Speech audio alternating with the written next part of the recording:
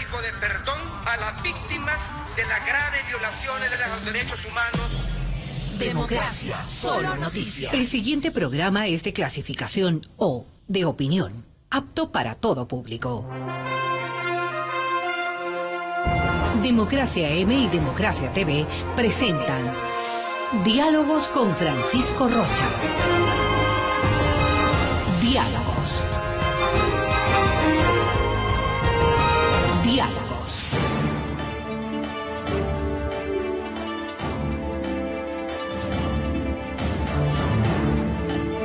Buenas tardes, amigos, estamos encontrándonos.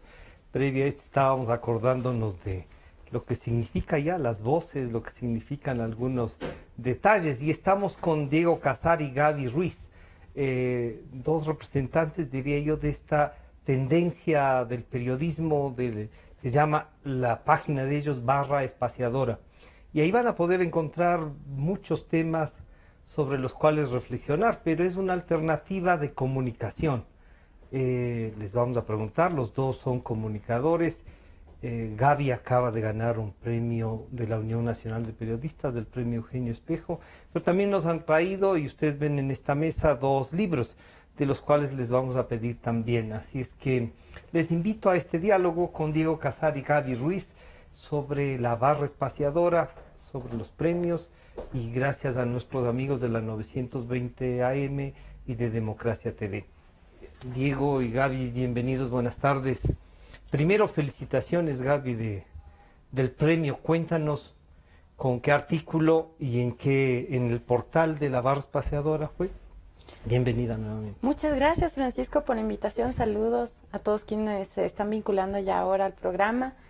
Bueno, esto es parte de un trabajo que venimos realizando en la Barra Espaciadora, que tiene que ver con el periodismo de investigación y con el periodismo narrativo, que es una de las principales propuestas que diferencia a este portal de otros.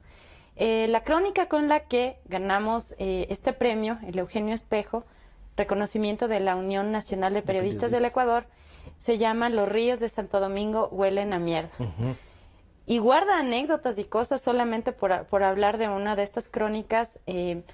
Primero porque hay mucho trabajo con el editor. Ese es un primer elemento. Hay un gran trabajo de reportería, de despliegue en territorio. Y al final nosotros sacamos un producto que es, en este caso, la crónica.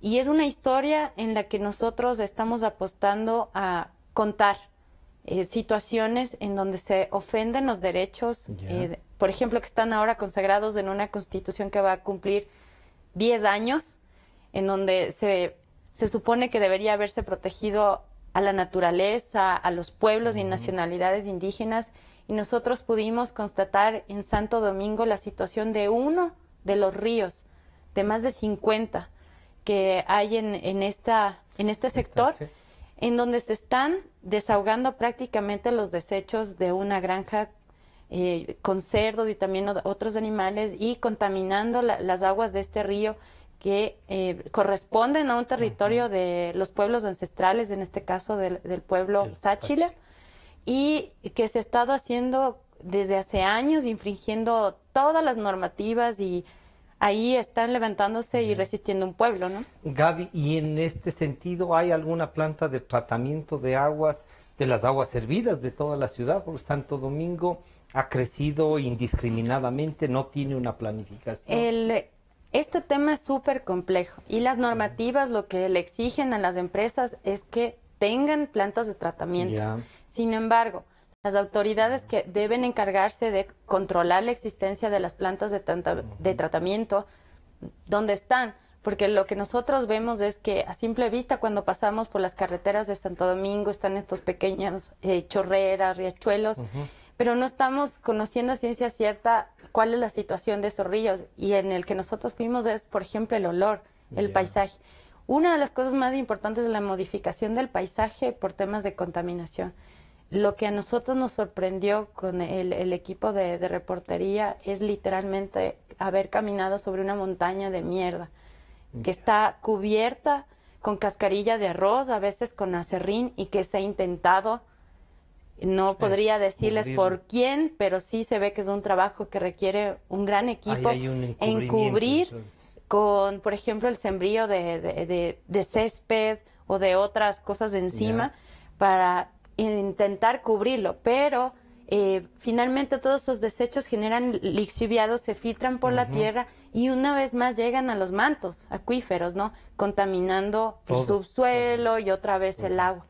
No hay que olvidar que en ese sector nace la cuenca del Guayas y también una cuenca que va hacia Esmeraldas, ¿no? En O esa sea, que cuenca, es un centro de distribución de contaminación. sí, lo que antes fue un centro espiritual, porque ahí se han encontrado figurillas, también hay estudios arqueológicos que respaldan esto, y de hecho están muy vinculados a toda la tradición medicinal que tiene el pueblo Sáchil, ha reconocido en muchas crónicas también históricas. Ahora precisamente está haciendo estos puntos neurálgicos de contaminación.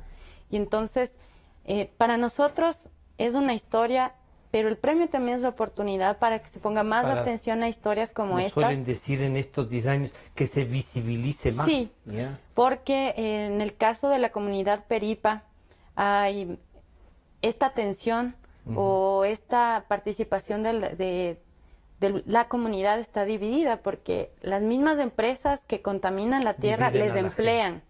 Les emplean y les ofrecen cosas a cambio.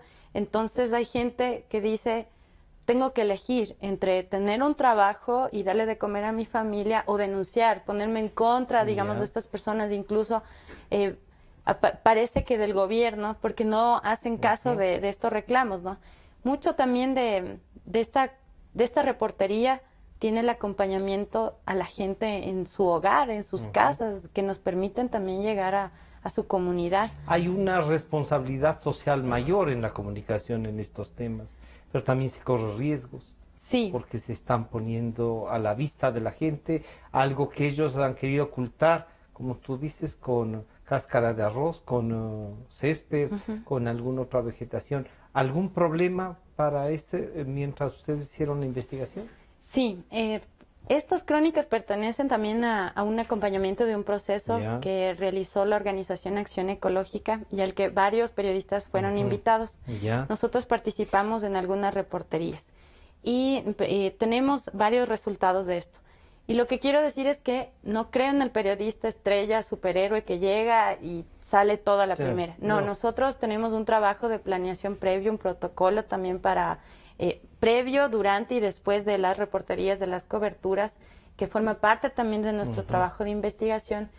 Y de hecho, lo que nosotros hacemos es potenciar el trabajo de las organizaciones de la comunidad que lleva años quejándose. Y luchando por exactamente.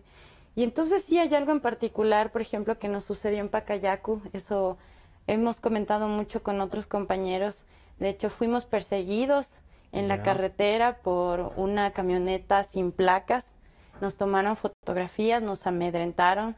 ¿Qué estábamos haciendo nosotros? Nosotros allí fuimos a escuchar varias de las historias de contaminación también del agua, pero que se generan además de la explotación de petróleo, del extractivismo. Y en ese acompañamiento nosotros encontramos a don Sixto Martínez, que le pedimos algo muy sencillo: llévenos a su casa para que nos pueda mostrar cómo fue que este proceso de perforación contaminó el pozo de agua de donde él bebía agua y su familia, ¿no? Entonces, ese simple hecho de acompañar a un campesino a su casa, pues nos vinculó a este momento donde fuimos perseguidos. Nosotros como periodistas solo tenemos nuestra cámara, tenemos nuestras libretas, nuestras grabadoras, y en algún momento esa carretera se emparejó, esta camioneta, tuvimos que vernos a la cara con la persona que nos estaba persiguiendo, pero en esos minutos tú no sabes qué pueda pasar, ¿no?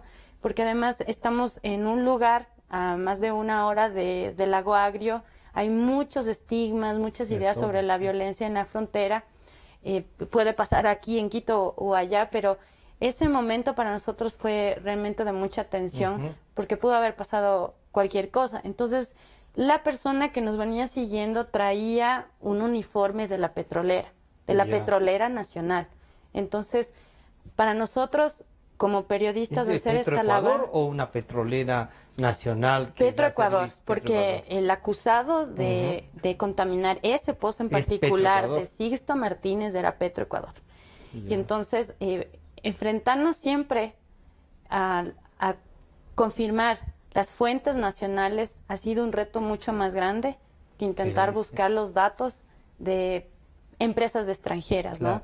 O que provienen de otras fuentes institucionales. Siempre es un reto mucho más grande. Los contaminadores nacionales son más peligrosos que los internacionales. A nosotros nos consta que sí, porque cuando acompañamos en estas reporterías a la gente de a pie, nosotros vivimos horas, días, algo de su vida, pero ellos se enfrentan a diario. Ellos viven ahí todos los días. Exacto. Por ejemplo, de hecho llegamos a la casa de Sixto, vimos el pozo contaminado, la tierra cambiaba rotundamente de color, el aspecto. Además le habían dado 50 pollos a cambio de contaminar el pozo.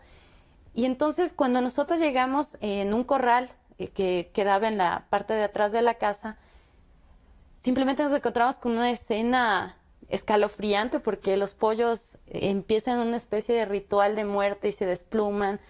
¿Por qué? Porque siguen tomando el agua contaminada, pero eso no es lo peor. Sixto, que es el afectado, nos cuenta eso. Los animales, nosotros tomamos esa agua. Entonces aquí en la ciudad generalmente nosotros abrimos unas llaves de agua y accedemos al líquido, ¿no? A nuestro derecho. Pero allá de diversas formas el agua se vende en garrafones, se lleva en tanqueros, no se sabe de la calidad de esa agua, pero lo que sí estamos seguros es que cuando se revisan los datos que las propias instituciones del gobierno proporcionan sobre los niveles de afectación en la salud, que vienen siendo problemas de salud a nivel estomacal, de piel y de cáncer sobre todo, son alarmantes. Entrevistamos ahí a Fanny Calero, tiene 3 hijas que tienen cáncer en diferentes formas. Entonces yo quiero decirlo, transmitirles un poco ese sentimiento, una madre con 3 hijas menores de edad a las que se les diagnostica cáncer y les dicen tienen que amputarles prácticamente algún miembro, hacerles una cirugía a una temprana edad. Y eso no es un caso aislado, son muchos de los vecinos de la comunidad amazónica, ¿no?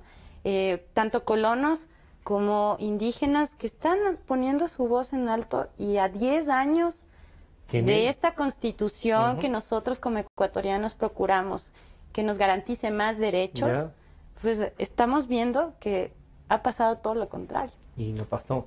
Diego, bienvenido, buenas tardes. Bueno, Gracias, después Francisco. de contar esta historia y de ver el trabajo, que adicionalmente, como dice Gaby, hay un acompañamiento humano cercano a la ciudadanía, uno diría, pero no siempre el periodista puede hacer o tomarse ese tiempo.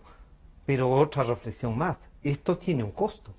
Por supuesto que sí, Y de eso quisiera, y la barra espaciadora, uno diría, se da el tiempo, gasta los recursos que tienen. ¿Cómo estructuras tú? Y quisiera que nos cuentes para que este esfuerzo que Gaby nos acaba de comentar y este compromiso de comunicadora con la barra espaciadora, ¿cómo logran hacer? Y cuéntanos cómo nace la barra espaciadora. Nuevamente, bueno, bienvenido. partamos del nacimiento. La barra espaciadora nació en agosto del 2013 y fue producto de una reunión de periodistas de varios años de experiencia en medios tradicionales, medios impresos por sobre todo, que nos juntamos buscando un espacio en donde todavía no se había explorado el relato como una médula del periodismo, digamos, olvidada o desprestigiada durante mucho tiempo.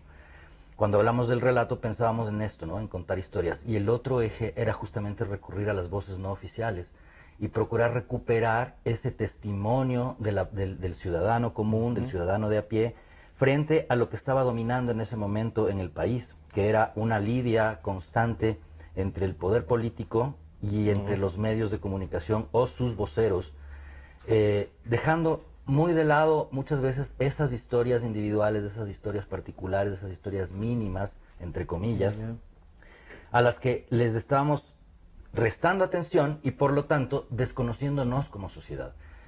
Intentamos recurrir a través del periodismo narrativo y en la web justamente por los costos. Entonces me traslado hacia ese punto. Porque son ya 4 años y medio que tiene al aire la barra espaciadora, pero durante estos 4 años y medio hemos tenido que inventarnos y reinventarnos los recursos. Y de hecho esto es así como nosotros hemos funcionado en todo este tiempo. Por lo general este tipo de coberturas se hacen buscando alianzas. Y una de las lecciones que te genera el periodismo narrativo y el periodismo web sobre todo en el mundo ya, porque hay experiencias de muchos años ya que son ejemplares, es precisamente que tienes que diversificar las fuentes de ingreso por un lado y por sobre todo tienes que buscar alianzas. Entonces esto nos involucra, nos somete, o mejor dicho, nos muestra el privilegio que significa recuperar el trabajo en red para el periodismo. Entonces hacer periodismo en red implica también un acto de generosidad, un acto de desprenderse de los egos, de las vanidades y de decir, bueno, no somos solamente el medio y el golpe que queremos dar para que el medio se destaque, sino que tenemos que recuperar ese interés por las historias y por los protagonistas de esas historias.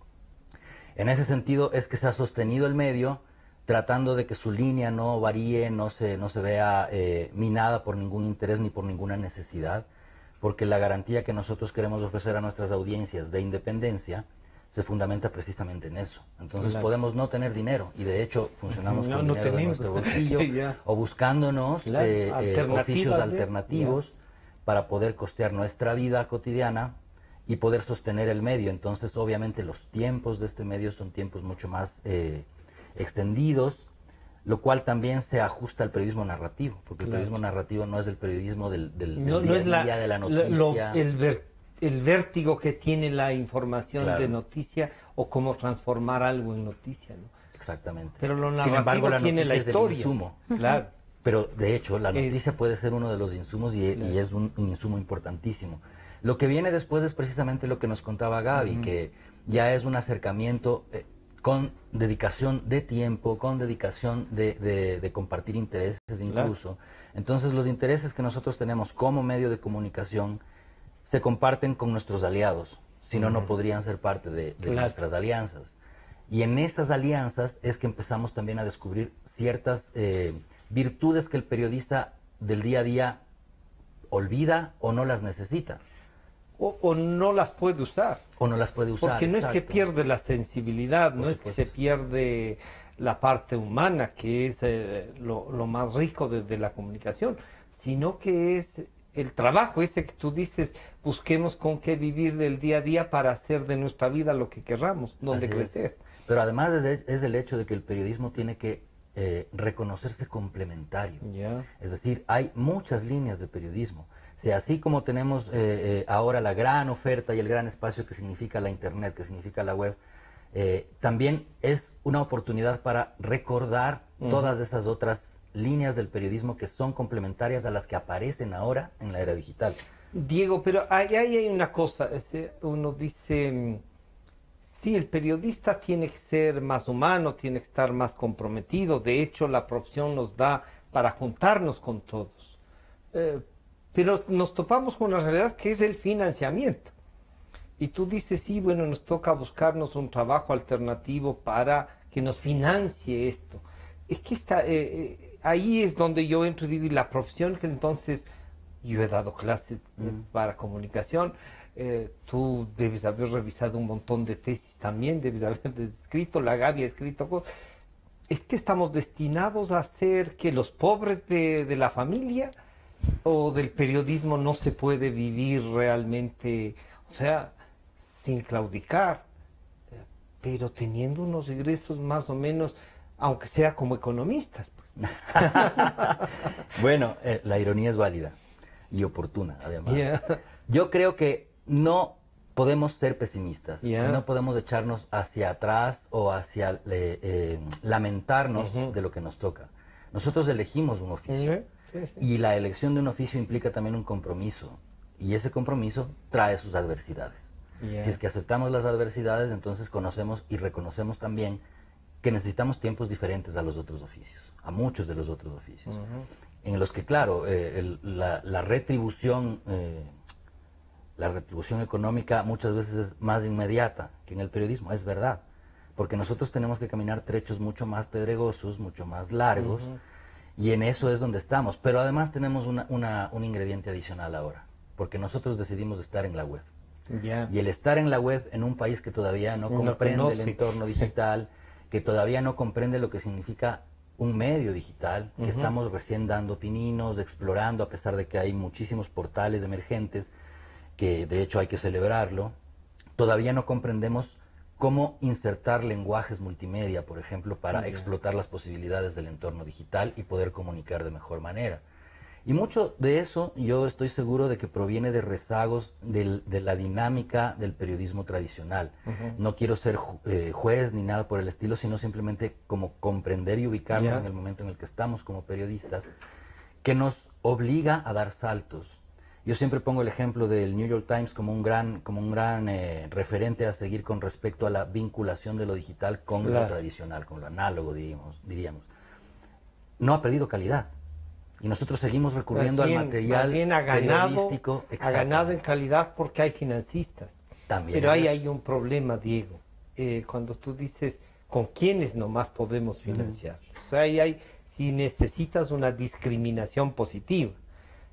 Pero cuando hay un financista es alguien que tiene recursos. Claro. Una empresa que tiene recursos. Alguien que tiene intereses más concretos que los ideales. Los recursos son, digamos, el pensamiento de la derecha es mucho más efectivo en el sentido de que es más concreto, defiende intereses y riqueza. Yo creo que no podemos ideologizar el hambre. Y si tenemos que satisfacer nuestra hambre como ciudadanos y como periodistas, creo que es la misma necesidad que cualquier profesional. Entonces, la posibilidad de ser periodistas ascetas no la podemos plantear como alternativa, ¿no es cierto? Entonces ahí yo te diría, ¿qué debe tener? Yo ahora estoy en representación de los medios impresos buscando cómo se financian estos que son empresas, ¿no es cierto?, para que puedan tener alguna independencia, a veces incluso de sus propios intereses. Y es difícil ver cómo se pueden financiar, y más aún si tengo una ley de comunicación que dice que tú solo puedes tener la empresa de periodismo y ningún otro negocio más. ¿Cómo discriminamos eso?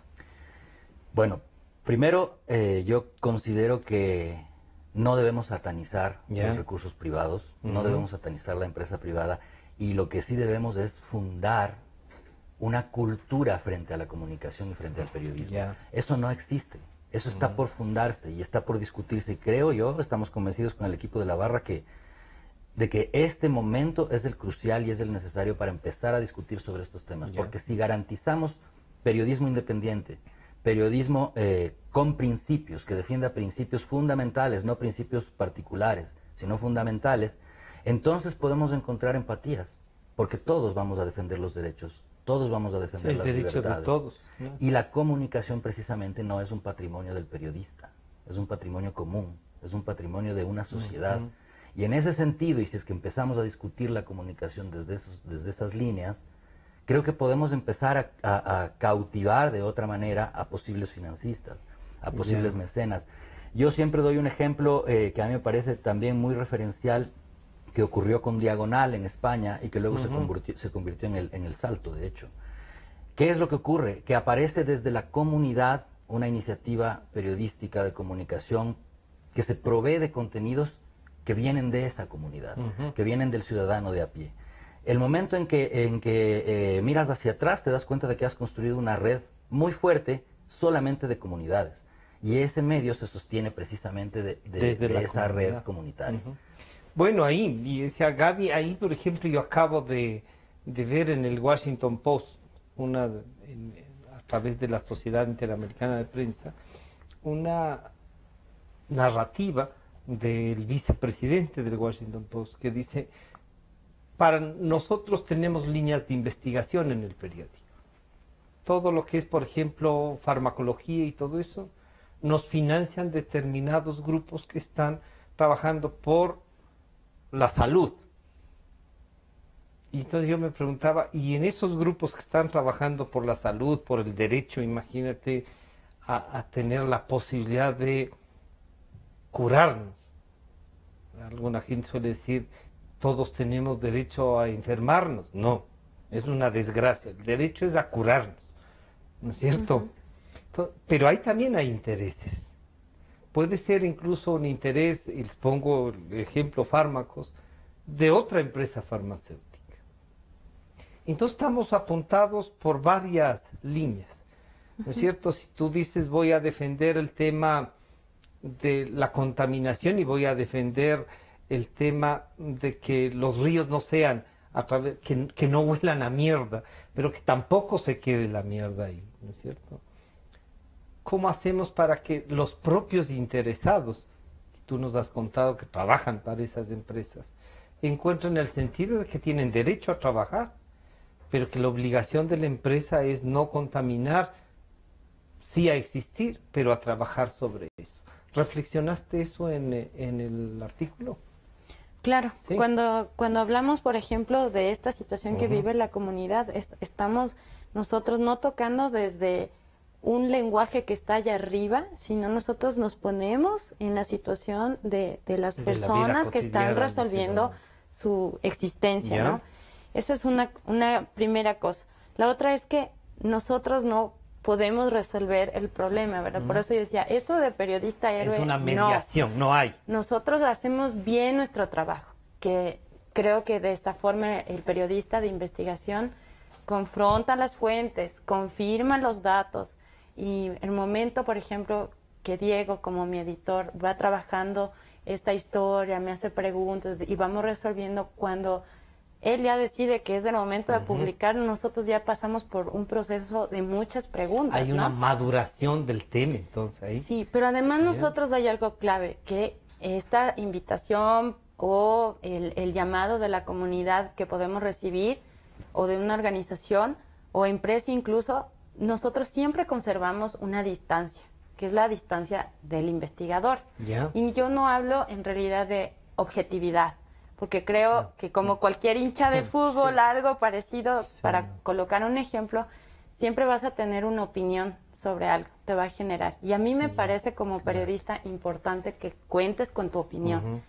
Es que la parte humana no significa, es abstraerse del humano, ser objetivo. Objetivos pueden ser en hechos, Y entonces pero ya en la nosotros comunicación, todos los derechos. estamos allí, vemos muchas de estas injusticias, pero logramos, digamos, un proceso en donde empezamos a ver, empezamos a preguntar y debemos culminar debidamente ese proceso para contar la historia. O sea que después de contar la historia no se termina el No trabajo. se termina ¿no? porque nosotros hemos Haces un procurado seguimiento. una Ajá. relación Ya. para lograr que nos cuenten estas historias. Y entonces sí, en muchos de los casos en estas comunidades las relaciones existen y se van cuidando. A veces hay historias crónicas sobre todo, que es lo que hemos estado trabajando como el género. Sí, lo más lindo. Sí, en la barra espaciadora. La crónica, a diferencia de otros géneros, pues combina muchos elementos de la literatura, de la investigación, en la entrevista. También estamos empleando los recursos de multimedia, como ya Diego también nos comentaba. Y entonces todos estos elementos nos permiten a nosotros complejizar. Que el lector, en este caso porque nosotros llevamos la historia, se sienta en el lugar y pueda oler ese río, indignarse quizás como me indigné yo cuando vi este pantano en el que se ha convertido Pacayacu, o estar quizás un minuto en los zapatos de las mujeres de Monte Sinaí, que también esas son parte de las historias que hemos ido viendo en este tiempo. Gaby, este sentido diría uno, ¿no habría sido, por ejemplo, un periódico, una impresa, como decía Diego, tradicional, como más golpeador, como más evidente, por ejemplo, si ese trabajo hubiera estado en un periódico o en un canal de televisión, quizá con menos tiempo, todo eso? ¿Tú qué dirías ahí en comparación a los medios tradicionales que dice Diego y a lo actual? ¿Estamos construyendo un espacio para lo digital esto? ¿Y eso significa disminución del impacto? Es que ahí tenemos muy claramente una forma de ver la vida y el periodismo distintas. ¿Ya? Si como periodista te preocupa el rating, las ventas, porque vives de eso, porque tienes que vender el periódico, entonces tú vas a hacer las cosas de una forma en donde probablemente no afectes a tantos intereses. ¿Ya? Pero el espacio que es la barra espaciadora, que es un espacio donde nosotros procuramos lo que se llama medios libres, prensa independiente, no recibir un centavo a cambio de estas historias, porque ha sido así. ahí nosotros podemos darnos ese lujo de creer en lo que escribimos, en estas personas con las que estamos compartiendo. Y tú me decías, pero bueno, el impacto en impresos, todo eso es totalmente debatible. Importa para mí como periodista de la barra el espacio que estamos construyendo, que estamos haciendo un nuevo espacio para otros lectores, que no son probablemente todos aquellos interesados en leer la prensa escrita o la radio, pero que sin duda va creciendo. Y entonces mi apuesta, como la de otros compañeros que participan también en este portal, es la de construir. Nosotros estamos sumándonos a la construcción donde se escuchan voces diversas y donde estamos saliendo de la agenda del poder, de la agenda que está ahorita, donde todos están disputando y haciendo un trabajo de reportería diaria. Quienes estamos trabajando para la barra nos interesa lograr contar estas historias de una forma que trasciendan. Si después consultas y otra vez pasa un año, dos, me encantaría pensar que todavía va a ir generando este interés y podrá estos testimonios, mucho de lo que recuperamos, servir para algo más. Diego, ¿cuántos están en la barra espaciadora? ¿Cuántos comunicadores? Es una cifra que varía mucho de acuerdo a los momentos. Dependiendo del momento. Claro, como grupo nuclear solemos estar entre 5 o 6 personas que manejamos las ediciones semanales o quincenales, ¿no? El trabajo de reportería. Pero no tienes entonces, Diego, digamos, una especie de planta y sales todas las semanas, no. Salimos, de hecho, estamos publicando todas las semanas hay material publicable. Lo que ocurre es que también tenemos muchos colaboradores que se han adherido a la iniciativa por propia voluntad y por compartir. Y te presentan intereses. Y comparten trabajos. Entonces aparecen trabajos que están elaborándose durante algún tiempo y de repente llegan, entonces entran al proceso de edición. Y se van montando de acuerdo a eso, ¿no? Lo interesante del periodismo narrativo es que muchas veces puede uno jugar con esta cuestión de la coyuntura, y la puesta en escena del material periodístico se torna también algo atemporal, algo que es vigente, que procuramos que no pierda vigencia. Porque de hecho los otros medios se van a encargar de darle la vigencia a la coyuntura y nosotros de tratarla de otro modo, de tal manera que no se pierda esa vigencia que es necesaria, ¿no? Claro. Lo que le ocurre a un medio que está trabajando sobre el día a día es que muchas veces no tiene las condiciones o las capacidades para hacer el seguimiento. Claro. Y esa es la ventaja que nos permite el periodismo narrativo, que esos tiempos tan extendidos nos ayudan a acercarnos en ese tiempo, en la cola del tiempo, digamos, a lo que ocurre como consecuencia, por ejemplo, o a lo que no ha dejado de ocurrir. Entonces es por eso que nosotros podemos hablar de un análisis de los últimos 10 años, por decir algo, y poner en contexto una constitución que no se está cumpliendo, pero que no se discute sobre todo lo que no se está cumpliendo de esa constitución. Entonces esos debates son necesarios porque refrescan la memoria y nos permiten poner en escena discusiones que muchas veces solamente se restringieron al que no es lo mismo que prohibido olvidar.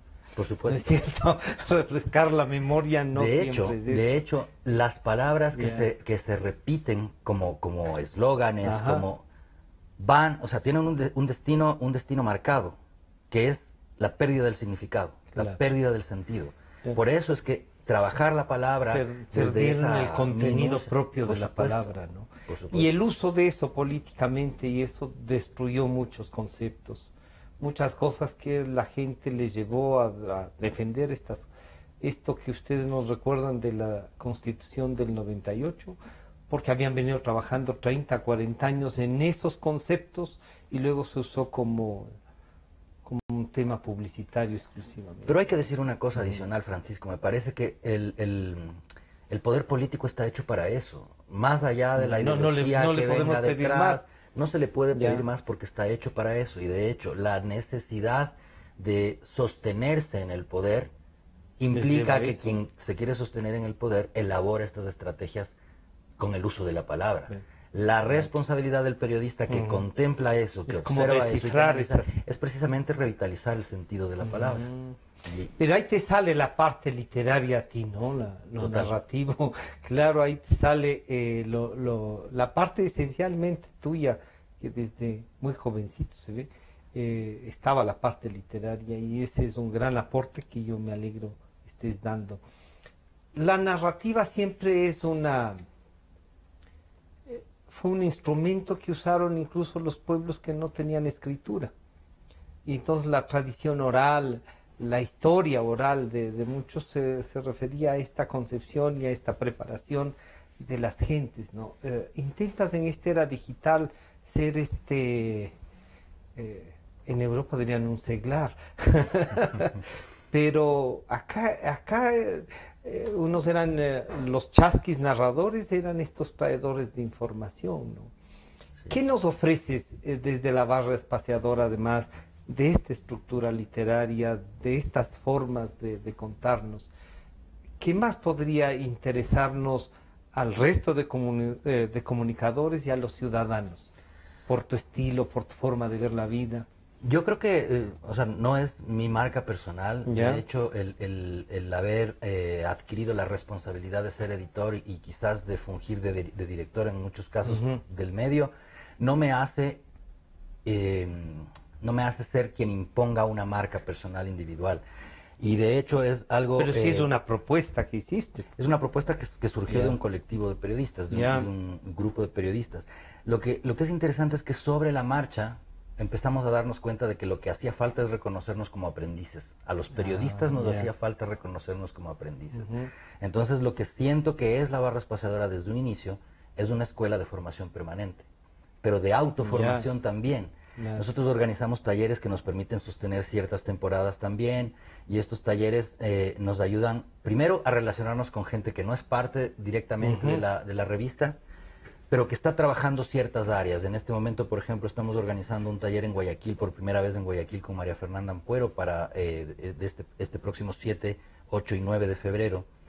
Y es interesante cómo ella puede traer sus conocimientos de cómo enfrentarse como cronista a una realidad que en este momento es una realidad que nos suscita debates. Temas de violencia contra la mujer, temas de violencia de derechos en general, contra menores, etcétera. Más allá de la coyuntura política de la que podamos hablar ahora con respecto a la consulta y referéndum, nosotros tenemos la posibilidad de, a través de estos talleres, actualizar nuestros conocimientos en la práctica. Porque lo que aprendimos en las aulas como comunicadores o como periodistas es caduco. O sea, mucho de lo que aprendimos es caduco. No voy a decir que todo, obviamente. ¿Por qué? Porque la era digital nos está imponiendo dinámicas que se transforman a diario. Y nosotros no podemos estar actualizados todo el tiempo. Por lo tanto, tenemos que reconocernos como periodistas en constante aprendizaje. Creo que eso ofrece la barra espaciadora como medio. Es al mismo tiempo un medio y al mismo tiempo una escuela. Y eso también nos involucra con un ejercicio muy necesario en el periodismo, que es el de la humildad. De la humildad. Gaby, claro, cuando le oigo a Diego lo de la humildad, yo diría, ese pecado a veces yo he cometido con frecuencia, porque me indignan otras cosas. O sea, sí. Y uno dice, no, es que si me voy humildemente, no va a salir. Tienes que imponer determinadas cosas, tienes que pelear algunas cosas. Y el que está dispuesto a luchar y a pelear, renuncia a veces a esa humildad porque tiene que llenarse ¿no es cierto? ¿De qué se llenan ustedes cuando deciden un tema? ¿O van con humildad, con responsabilidad ahí? Venimos de aquí a ver qué hacemos, ¿no? Hay como ya les compartía un trabajo previo, durante y después de la reportería. Y entonces el tema, por ejemplo, puede ser la contaminación ambiental, pero en la forma que se acerca un médico, un periodista, un defensor de derechos humanos, nos muestra, ¿verdad?, una forma de ver, de vivir la vida. Entonces nosotros tenemos valores éticos que compartimos, que son muy claros, por ejemplo, la defensa de los derechos humanos, la defensa de los derechos ambientales de los pueblos y nacionalidades indígenas. Y entonces quiero ponerles un ejemplo con el que yo me siento muy identificada, desde una anécdota como parte de este trabajo de reportería. Monte Sinaí. La gente tiene una forma muy particular de vivir porque vive prácticamente sitiada por las autoridades militares y policiales.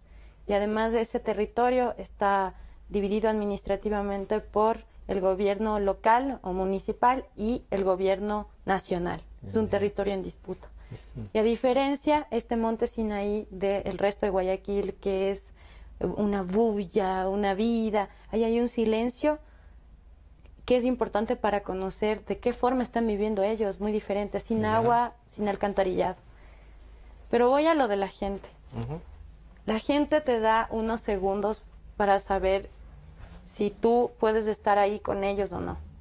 Entonces esto ya depende mucho de una forma de ser del periodista, de unas habilidades, de algo que se llama caminar las calles, de estar a pie. Y entonces esta gente, como a mí me pasó con las mujeres de Monte Sinaí, que les mando un abrazo, son increíbles de esas mujeres, me dieron así igual 10 segundos.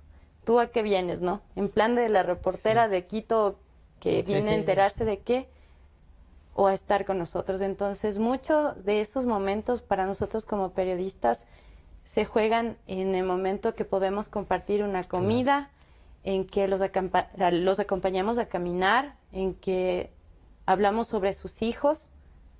Y yo he tenido varias de esas oportunidades, estoy muy agradecida, pero va más allá de la anécdota. Esos son unos espacios súper humanos en donde uno de verdad pone el cuerpo, hace periodismo de a pie, nos acompaña en su territorio, en sus casas, y luego tiene que asumir con responsabilidad que viene mucho más trabajo, más reportería, más procurar que esos datos, todo lo que tú eliges para contar de unos grandes volúmenes de información, van a ayudar a mostrar algo de lo que está viviendo, digamos, de estas familias. Claro. Sí, porque, por ejemplo, el día que echaron abajo las casas de Monte Sinaí del desalojo, no eran solamente unos palos y unas latas de zinc, era el hogar de muchas familias.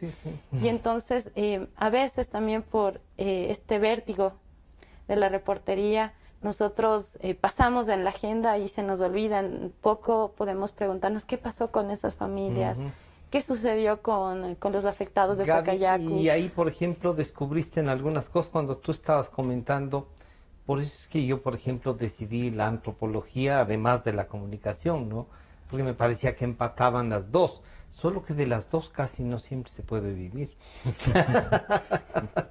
La antropología también tiene, y tenía razón mi papá, decía, pero hijo, ¿y de qué vas a vivir, no? Bueno, es esto, y estos 10 años a mí me han demostrado, estos 10 años, que incluso perseguir y con todo logré hacer mis cosas, imponerme. Y el otro les decía el otro día en la Fundación Pachamama que no les gusta mucho la gente que usa corbata. Y les decía, verán, este traje y mi corbata cuesta menos que la chompa que tiene puesto uno. Porque tenemos estos... Cuando tú dices, no hemos sido capaces de ver qué pasó después de las viviendas, yo entendí por qué, por ejemplo, en la Amazonía ecuatoriana y brasilera, donde me tocó hacer a mí la pasantía con el grupo Guayayara, y digo grupo porque fue una cosa de amigos que terminamos siendo, lo primero que te enseñaban es a ingresar a la cultura, a no intentar imponer mis formas de ver la vida, a descubrir el silencio de una selva que las 3 o 4 primeras noches no podía dormir por ese silencio tan bullicioso, ¿no es cierto? Entonces, claro, yo te entiendo esa parte, pero ¿cómo hacemos entendible eso? Yo veo que la narrativa es un instrumento fuerte, pero que también se vuelva más inmediato de una respuesta, de que movilice a otras gentes, que no tenga solo este tiempo de fermentación y les toca esperar entonces las respuestas de los que en cambio están en el día a día haciendo política, disputándose el poder. ¿Cómo luchamos con eso? Ahí es muy importante también hacer esta aclaración. El periodismo narrativo no es solamente lograr la descripción con claridad y con esa habilidad que desarrolla el escritor. No es solamente lograrte el traslado del paisaje y de las sensaciones. Este periodismo conlleva mucha responsabilidad, por eso hago énfasis en esta palabra. La responsabilidad del comunicador, del investigador. Para que podamos entender el drama del agua contaminada, hay que revisar de qué río estamos hablando, cuál es la cuenca, a cuántos ríos afecta, cuál es el número de comunidad, de familias al que asciende, ¿verdad? A todos aquellos que están tomando agua. igualmente, cómo se organiza la comunidad, de qué se tratan estos derechos o cuáles son las leyes que están implicadas y quiénes serían, por ejemplo, las autoridades que deberían estar procurando el control de todas estas normativas, leyes que tenemos del país y que deberían estar vigentes, ¿no? Eso es una parte del conocimiento de las leyes y luego los datos, porque nosotros si en algo hacemos mucho también énfasis es no solamente entregar estas descripciones, que sí creo que es un fuerte muy importante de la barra, sino están los datos. Entonces, al final, por ejemplo, de la crónica de Pacayacu, hay un resumen de la normativa que se ha ido siguiendo, de las vedurías, de lo que supuestamente hizo el Consejo de Participación Ciudadana con la comunidad, etcétera, etcétera. Y entonces hay elementos y vinculaciones, por ejemplo, con las fuentes, los documentos que pueden revisar en línea, para que no solamente nosotros, sino otros periodistas puedan darle seguimiento y la comunidad interesada pueda revisar las fuentes que nosotros recuperamos y seleccionamos para lograr hacer, como vuelvo y repito, un periodismo responsable, un periodismo ético. Diego, este es un gran reto, pero uno diría, ¿y estamos en competencia los medios tradicionales con los digitales de estas nuevas formas? Y yo veía el otro día una encuesta que decía que si se lee en las redes tal cosa y después alguien, el número de después, no, sí es verdad, ya lo leí en el Universo. El Universo ya tiene, o qué sé yo, digamos, Democracia ya dijo que así pasó. Estamos en competencia, ¿ves tú inevitablemente que las formas tradicionales están terminándose, no van a servir? Estoy absolutamente convencido de lo contrario. Ya. Con la era digital también llegó el miedo de que se perdieran los libros impresos, el contacto o la relación con el papel, con la lectura impresa en un papel. Y no ha ocurrido y no ocurrirá. Lo que yo creo es que, como decía, yo estoy convencido de que en Ecuador estamos viviendo un proceso de transición, que tal vez está durando mucho, y te genera pero ese momento de transición obliga a los medios tradicionales a reinventarse y a reinventar sus dinámicas, lo que no quiere decir que deban necesariamente dar el absoluto salto a lo digital. Claro. Porque no se trata de reemplazar lo uno por lo otro. Exactamente. Creo que debemos repensar la comunicación y los procesos comunicativos como seres humanos, porque ahora tenemos otras dinámicas, otras estructuras, otros tiempos en la comunicación. Te pongo dos ejemplos, Diego, que yo he estado viendo por el cargo ahora. La cantidad de voceadores de periódicos que eran normalmente gente muy joven, ya no hay. Los voceadores son gente mayor a 50 años. Algunos pierden de vender porque tienen dificultades de correr en la esquina a entregar el periódico en la ventana de un auto. Y ya, o sea, el municipio te prohíbe vender en determinadas esquinas por cosas. No puede vender el de los caramelos porque o vende caramelos o vende periódicos. Pero las dos cosas no puede hacer. Nadie me ha explicado hasta ahora ¿por qué eso? ¿No es cierto? O sea, ¿por qué no puede tener ahí un coso al lado de su puesto de caramelos? Pero todo esto es una legislación y dicen que además hay contaminación visual en el tema. Entonces se entremezclan cosas por manejos de poder. Por supuesto. Y uno dice, y un periódico, digamos, si tú El Universo, ¿cuánto costará? No sé si los 80 millones que pidió el expresidente para él, ¿no es cierto? Yo digo, o sea, cuesta 1 o 2 Neymar. Sí, es que todo está atravesado por una reflexión sobre en dónde estamos y cómo estamos viviendo los procesos de la comunicación y del periodismo. A mí me parece que ese ejemplo que tú pones es muy visual. De hecho, la estructura de un periódico está desde esos canillitas, esos voceadores, hasta el gran jefe de una empresa. El dueño de una empresa, ¿no es cierto? De una empresa mediática. Esta estructura se ha transformado muchísimo. No solamente por lo que haya vivido el Ecuador en esta última década, sino porque el mundo está viviendo una dinámica de transformación constante. Entonces esa transformación constante nos obliga también a repensar nuestras formas de ser periodistas. Muchos temen la quiebra de grandes periódicos. De hecho, en América Latina hay muchos casos de reducción de presupuesto, de reducción de personal, etcétera, y no terminan de quebrar. ¿Por qué no terminan de quebrar? Yo vuelvo la mirada otra vez al New York Times y a otros grandes diarios de tradición de décadas que nos están dando ejemplos de que lo que hicieron es más bien reinventarse o volver a capacitar a sus equipos, ¿no es cierto? O sea, ¿por qué no podemos pensar que un periodista investigativo de una calidad innegable no pueda trasladar su trabajo de periodista, porque el oficio no cambia, a nuevos códigos o a nuevas fórmulas de comunicar? ¿Por qué no puede ese periodista aprender a manejar una plataforma de internet para poder en esa plataforma insertar sus contenidos? Incluso podríamos pensar que muchas cosas se facilitarán. En un periódico tú no podías hacer, lo que nos contaba Gaby hace un momento, añadir un resumen de documentación importante que relacionada con el tema. No lo puedes hacer en un periódico impreso. Ahora podrías poner unos links impresos para que puedan llegar. Solo que en el digital tú vas al link y te abres en el documento. Cambio, ahí había que ir a buscar desde el registro oficial, ¿no es cierto? Claro. Donde está publicado. Pero ahí tienes una dificultad. Y yo lo que te pediría es que reflexiones, que nos ayudes reflexionando en un tema. Si todos los días, antes de que vaya al impreso, publicáramos todas las noticias en la web, en una web a la que acceden gratuitamente todos los ciudadanos, ¿cómo financias la investigación de estos periodistas que trabajan ahí?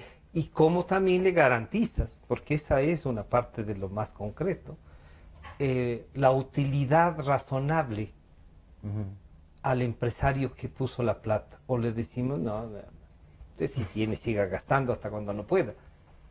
Es una pregunta muy difícil de responder, porque también es parte de la transición. Yo creo que todavía no hemos inventado la fórmula ideal para solventar ese tipo de dinámicas.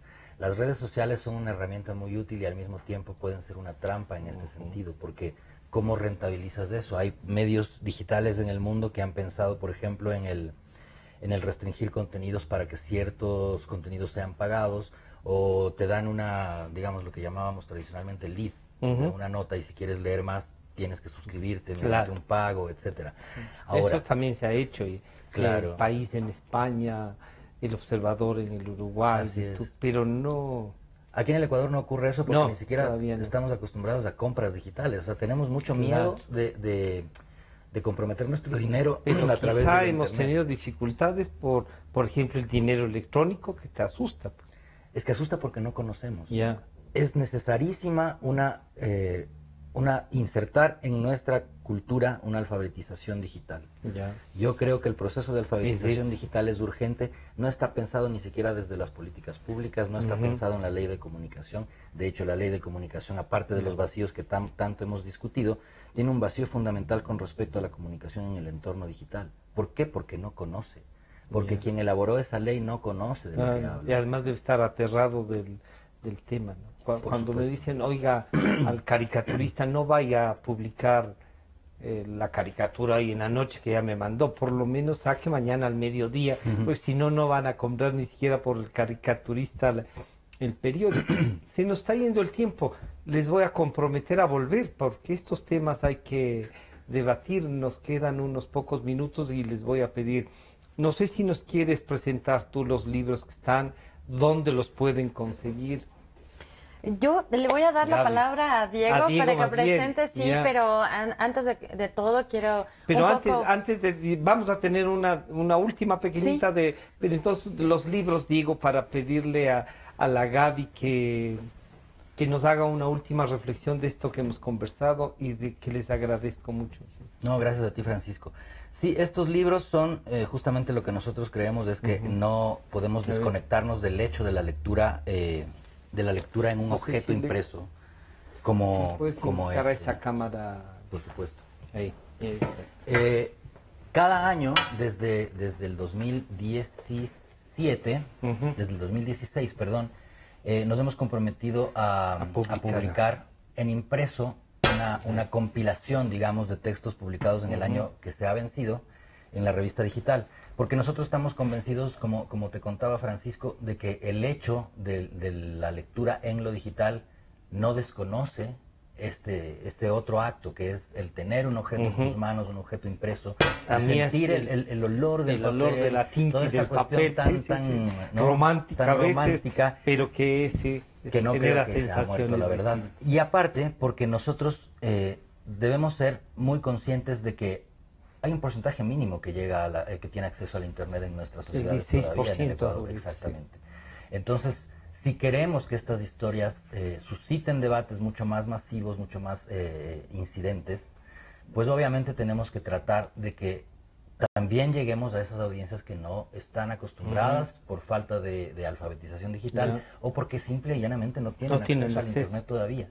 Entonces creemos en esto. Esto es también una forma de financiarnos, casi simbólicamente, obviamente. Pero tenemos estos textos. Este es el primer libro que se publicó de a pie. Y este es el segundo, el otro portal, y saldrá hasta abril el tercer libro, hasta abril de este 2018. Los libros están a la venta por el momento en librerías de Quito, en Rayuela, en la librería de la Casa de la Cultura, en Tolstoy, en la librería de Ciespal, y espero no olvidarme de alguna otra. Y también se pueden conseguir escribiéndonos a nuestras cuentas en redes sociales. En el portal también, o sea, si van a la barra espaciadora, ¿tienen un espacio para comprar? Sí, se puede ahí hacer la solicitud o a través de nuestras cuentas en redes, que es mucho más inmediato. Las redes sociales son las puertas de entrada al gran portal de un medio de comunicación.